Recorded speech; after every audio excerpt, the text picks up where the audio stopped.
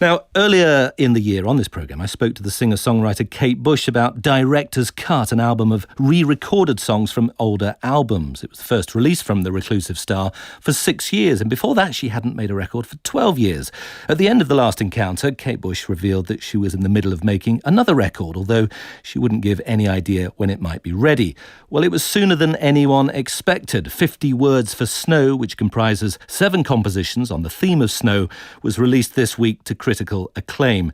So this is a sort of continuation of that earlier conversation with Britain's most influential and acclaimed female singer-songwriter.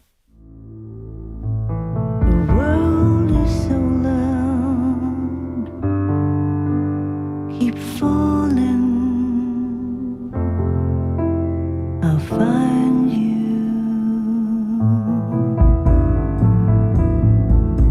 you. Kate, 2 albums in 1 year. Nobody saw that coming, did they? No, I'm not sure I did either. You hadn't planned it that way? Well, it's what I'd hoped for, but I really didn't know if I was going to be able to finish this album in time to get it out this year. Because also the problem with an album like this is where it's very much a theme about snow. If I didn't get it out for this winter, I would have had to wait until next winter. It's not a Christmas album, though, No, is it? it's not a Christmas album. It's not, is it? No, it's not. No, it's not. Well, it's not the sort of thing that would cheer the family up around the tree. No, that's right. I mean, it started off as the idea of a sort of wintry piece, which I'd had in mind for a while. But when I actually started to write, it very quickly honed down to just being about snow. You know, one of the things that I was trying to explore was the idea of taking a longer structure of song so that the storytelling process could unfold over a longer period of time, so you could go on a longer journey. And 50 Words for Snow, the title track, it's a myth, I think, isn't it, that the Eskimos have 50 words for snow? But you've invented your own. Yes. And then got Stephen Fry to narrate, so he becomes you're doing a duet of sorts with Stephen Fry. Why? You're a fan of QI then, I presume? I'm a big fan of Stephen Fry. I think he's incredibly intelligent. So I thought if he was to say these increasingly silly words, they would sound very important. Ida Falls.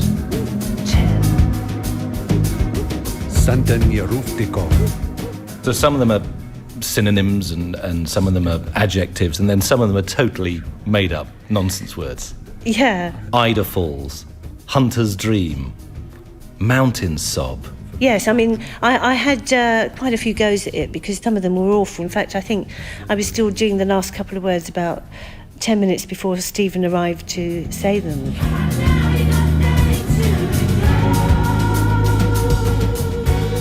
And then, I suppose, the biggest guest star on the album is Elton John. And he's singing on Snowed In at Wheeler Street. Don't I know you? What was scary was he hadn't heard the song before he arrived at the studio and hadn't wanted to. He said, no, he'll just turn up and do it, which was, I was so blown away that he would trust me enough to do that. But it also made me quite nervous, actually, because I thought, oh, Christ, what if he doesn't like it? I mean, thankfully he did, and he was, you know, was so sweet about the song. He said he really loved it, and I just think his performance on it is fantastic, and I love his voice in that lower key. We've been in love forever. So he had no idea of what he was going to be singing. Did he know what he was singing about? Had you given him any idea of the theme of the song? Because it's about 2 lovers who keep meeting over centuries because they first meet in ancient Rome, and they keep popping up at various points in history. What was the starting point for that song then? When we got to the top of the hill, we saw Rome burning. I just let you walk away. I've never forgiven myself. Well, it was actually the line about walking to the top of the hill and seeing Rome burning. That kind of started it all off, and I started thinking about, you know, it felt like it was some kind of time travelling, because obviously I didn't want to particularly write a song completely about ancient Rome. And so then, you know, it sort of developed into this idea of these old souls who kept meeting up, but every time they meet, they get torn apart again. Her eyes are open.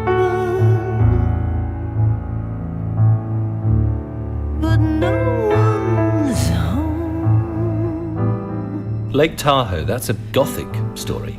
There seems to be a woman emerging from the lake years after she has died. Yeah, I mean, I think it is quite a spooky story. In fact, a friend told me that supposedly in Lake Tahoe, because it's an incredibly cold, huge mountainous lake, so the water is very, very cold. Where is it?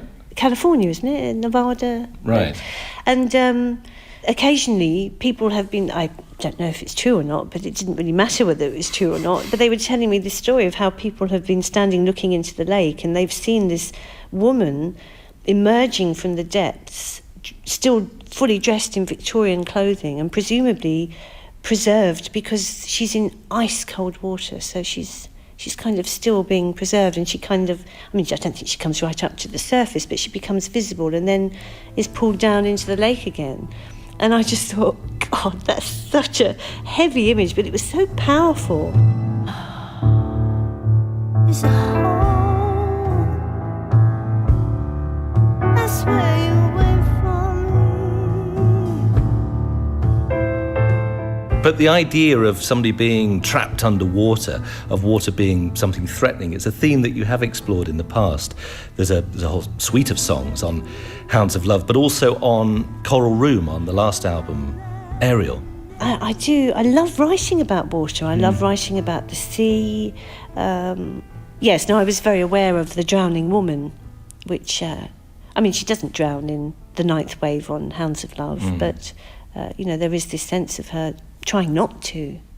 But then aren't we all trying not to drown all the time in our horribly busy lives with the mobile phone or emails? There is no sort of sanctuary. Well, if you will insist on making 2 albums in a year, Kay, then, I mean, no wonder you're going to be busy. you release one album in 18 years, then 2 come along at once. I'm very proud of having finished this album. And, because people are always going on about how long it takes me to make albums. And I just can't believe it that I've made 2 in a year. It's just great. There is quite an untamed quality to the music and the way that some of the songs follow one particular piano riff over. I mean, one of the songs, Misty, is 13, 14 minutes long. Were there any direct influences on the making of this album, or do you just always follow your instincts? Yeah, I mean, I think the creative process is fascinating because it's so elusive and so tied in with instinct. And, I think in a lot of ways that there's always a kind of divine intervention that is part of the creative process. But I think it's also personal. It's not really something that would be easy to talk about, but I suppose an example which is silly in a lot of ways, but when I was writing Cloud Busting on Hounds of Love, I was just working on this line about that something bad was going to happen, and right at that point this wasp flew in the window and flew straight at me, and I just immediately changed the line. Okay, no, something good is going to happen. I just know that something good is gonna happen. I don't know when. And the wasp just kind of turned round and flew back out the window. And I thought, yeah, something good is going to happen. Yeah, that's much better. And So if it hadn't been for that wasp, you would have been singing Something Bad Is Going to Happen. Yeah, I think I would. So thank you, wasp. Are you superstitious? I don't like to think I am, but I probably am a bit. I think we all are a bit. No, the reason I asked that is the last time we spoke and I was asking you about this set of songs that you hinted at, that you said that you were writing. And you said you had a packet of bone meal from the garden that you put on your piano and Yes. the songs had started flowing and then you'd left it on there. And that there was a sort of organic bone meal quality to the songs. Yeah, I mean, I think it must have worked. Maybe with the next album I could move up to a really big bag of horse manure. And do you have to be sitting at the piano always? It would depend. I mean, for instance, with the first 3 long songs on this album, it was very much something where I sat down at the piano and I just worked them through so that when they were put down onto tape, they were put down as a complete take. Right. And for instance, Lake Tahoe, I was just getting near the end of the take and I was playing it so softly that at one point my finger didn't hit the note on the piano, so suddenly there was this space, there was silence, And I thought, no, I'll just keep going. So I kept going. And actually, that's the take that we use on the record because it just had a feel about it. But there is this little hole in the track. But that's important though, isn't it? Because it's about capturing a live performance. Yes. And people forget that these days. When an artist goes into a studio, you know that if you have your capable engineer next to you at the desk, he can just tidy up every little glitch, or you can take a sequence of music and just endlessly loop it. But it's important for you that this is a performance captured live. Yes, and it's one performance because, again, like you say, we're always trying to fix stuff in studios, but also maybe perhaps edit between 2 or 3 takes. So it might have a feel, but it wouldn't be the same as one take. And we hear this most clearly on the album in the closing track, Among Angels, where there is actually a false start to that. You play a wrong note before you start the song again.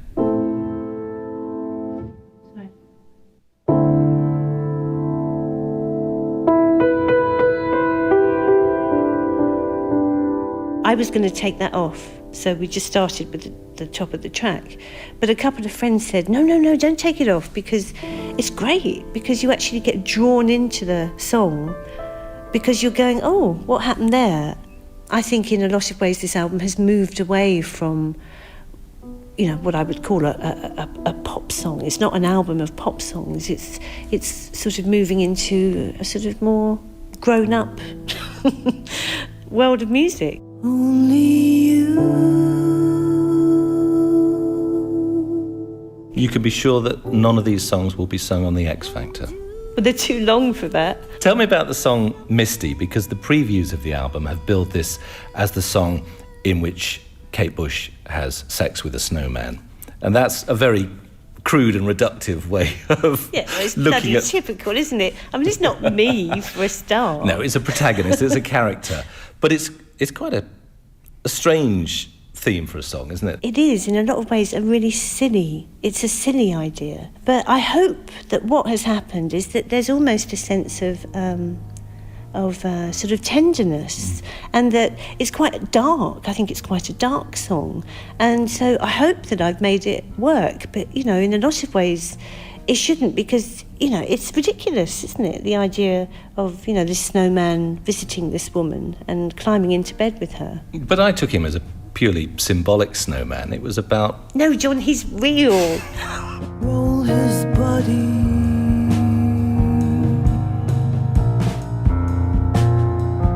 Give him eyes. Make him smile for me. With his ice cream lips and his snowy white arms that he throws around, well, I was going to say you, but the protagonist, the person who's telling the story. And in the morning, he's gone, leaving a big wet patch in the bed. Yeah, well, it's typical, isn't it? I love snowmen. Yeah. I really do. I love building snowmen. I actually have a plastic top hat that I keep especially for our snowmen. Different men every year, but same hat. Same hat. And when I kiss his ice cream lips, his creamy skin, and his snowy white arms surround me. Your ideal scenario is that you do what you feel is interesting and you hope it's interesting. Actually, I feel very proud of this album in a way that I haven't, I think, since my first record. In a way, you are coming full circle, because with that very first album, your debut when you were still 18 years old in 1978, a lot of those songs are piano-led, and there's a sort of quite an exposed and raw quality to that. Was that a conscious thing to link back to the kick inside? What I think's really interesting is I think that in a strange kind of way, by making Director's Cut, which was a really important process for me, it was almost like a kind of finishing off a cycle. And it feels to me like this has begun a new phase. Now, I don't know if that's true, but that's kind of what it feels like. So in some ways, I think this does feel like the beginning of my music from now on. So in some ways it's like my first record again. Which suggests there are going to be a lot more. You're now intending to get back and make records on a more regular basis. Well, let's see how that horse manure works. The music business is such a different place to when you started off when you were 18 years old. Now, of course, everything is digitised and your whole back catalogue is available there at the push of a button. Yeah, I mean, I think in a lot of ways it's really sad because the music industry is in such poor shape. It's in a really bad way. And a lot of people in the industry are very depressed because, you know, record sales are very low. It's a completely different world out there. I mean, I think a lot of us, you know, fear the death of the album as an art form. And I love albums. I mean, I understand that people want to just listen to a track and put it on their iPod, and that's fine. There's nothing wrong with that. But why can't that exist hand in hand with an album? They're such different experiences. Listening to the whole thing in sequence. A collection of songs, right. Not just a song Right. or a track. It's a completely different experience. I suppose the worst case scenario is that people would actually get to a point where they can't afford to make what they want to make creatively. And that would be sad because obviously you'd need a certain amount of income from what you make in order to make the next one. The industry is collapsing. I mean, I don't think of myself as being in the industry in a way. I mean, I think, obviously, it's important for people to know that my work is there. I can't just sort of put all that time and effort into an album and then not do any promotion because I want people to know it's there. But you're not going to play live? I've got no plans to play live, no. I mean, you know, obviously it's been quite a busy period for me making these 2 records, and then I would like to have a break. And I would like to make another album. So it's there, it's in your head already. Oh, yes. I bet there's some chords forming. I bet there are some notebooks filling up already. I don't know about filling up, but yeah, I have got a few ideas. And yeah. of course you're not going to give me any clue as to its theme, what it might sound like. Absolutely none.